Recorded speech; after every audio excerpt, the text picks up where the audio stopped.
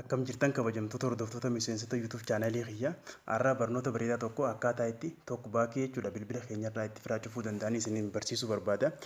Kana osoon gara barumsa kiyyaatiin darbu tokkbaakii jechuun piroogiraama bilbila keenyarratti uumamumaan jiru kan faayidaan isaa namoota dandeettiin arguun isaanii baay'ee gabbu'aa akkasumas namoota iji isaanii hin agarre yookiin bilaandii ta'eef yookiin kan jaamisa jechuudha. Isaan san sagaleedhaan deeggaruudhaaf googil androidiin kan bilbila keenyarratti dhiyeessuudha.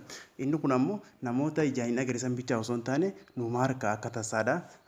Osoo volume on fi off bilbila keenya ammaas akkasuma power kee kana bakka takkatti yeroo qaban bilbilatti garagarallee yoo taate bilbila keenyarratti kan bahudha. Kanaaf ammoo inni suni yeroo itti bilbila keenyarra bahe hedduu ulfaataadha. Sagalee malee wanni tokkollee si'a takka too'itee nuuf hin hojjetu. Appilikeeshinii tu'in hundinuu si'a lama takkaa tuqu yookiin kan quba lamaan si'a takkatti tuquu nu gaafata. Yoo akka tasaa kan isinirraa irra bahee jiru taatellee quba lamaan jechuudha si'a takkatti tuqu yookiin kan hoggaa tu'itan si'a lamatti deebitanii tuquudha qabdu.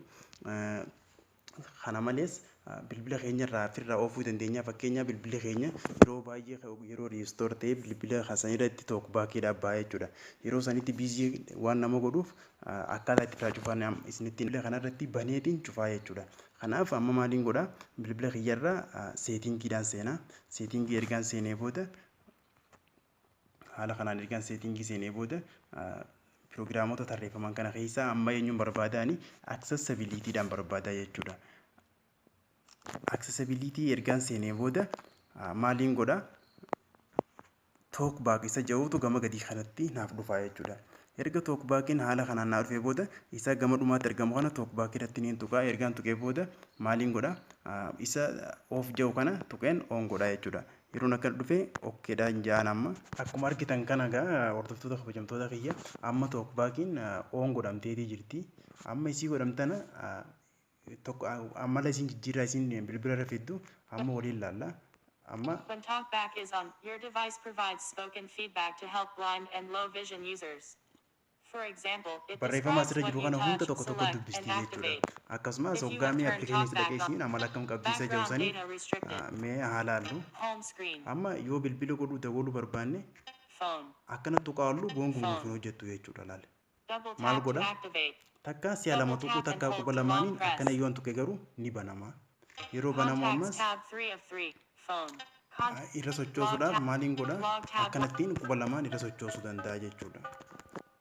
showing items, Ammas apps, button, appilikeeshinii double keessoo tap to fuudhaaf open si'a app lama tray, lama tuquun qabaa jechuudha. page 1 Yookiin of kan 3, quba lamaaniin bakka takka akkasitti sochooseetiin oofaa jechuudha. Haala showing kanaan item, fayyadamuu ni danda'ama. Amma bilbila akka showing carraanne item 1 of yoo 3, nama bira showing keessee item 2 gabbaate of 3, namni sun akkanumatti tuqaawala apps, malee fayyadamuu hin danda'u yookiin kan wal jala tuttuquudha qabaa jechuudha. Kanaaf yeroo itti baname bilbila keenya irratti haala kanaanii irraa double cufuudhaaf tap to amma open maaliin godhaa app bilbila tray, kiyyarraa as dhufeetiin nin seenaa ergaan page seenee 2 booda of amma 3, seetingiin dhaqaa jechuudha. Seetingii kan takkatti irra settings, tuqee booda irra naaf double sarara. tap to Ergaan activate, sararee booda hoo maal double godhaa tap and hold to long si'a lama press, tuqeetiin banaa jechuudha. settings, Ergaan haala kanaan banee booda quba lamaan kiyya fayyadamee jechuudha. Quba tokkoon gonkumaa hunaa sochoosuu hin danda'u. Amma quba tokkoon advanced hin godhaa jira. features, Oofeetiin accessibility isa jedhu san keessa barbaada jechuudha. themes, Amma accessibility as jira. Haala kanaan ergaan tuqee booda si'a lamaan irra tuqaa jechuudha ammallee deebi'ee. Ergaan si'a lama accessibility, kana tuqee booda showing irra ol items, oofeen talkback. Amma reefu showing akkuma isin items 3 agarsiise to 12 of talkbackiin 12, jala kanatti oofii jira. Amma talkbackiin on ta'ee jira jechuudha. Si'a takka akkatti ergaan talkback tuqee on booda in irra list, naasararee jira. Amma si'a lamaan akkatti irra tuqaa jechuudha. talkback, Ergaan tuqee booda amma bakki duraan oofii ture kun amma oonii jira. Maaliin godhaa qastii iddoo gurraatti as banamtii jirtu kana irratti tuqeen on switch, akkanatti as sarartii si'a lama asirratti tuqaa jechuudha amma deebi'ee. tapping OK Egaan will akkana si'a stop lama irratti tuqee talkback, booda on, tapping OK will stop talkback. Yoo OK kana kan tuqxu taate talkbackiin kun ni dhaabbataa jira. Kanaafuu OK irratti OK akkanattiin button, dura tuqaa eegaan takka tuqeen booda double si'a tap lama to wal jira dhufee activate, tuqaa jechuudha.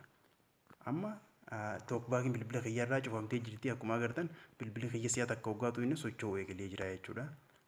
Kanaafuu haala kanaan talkbackii bilbila keenya irratti baname firraa cufuu dandeenya.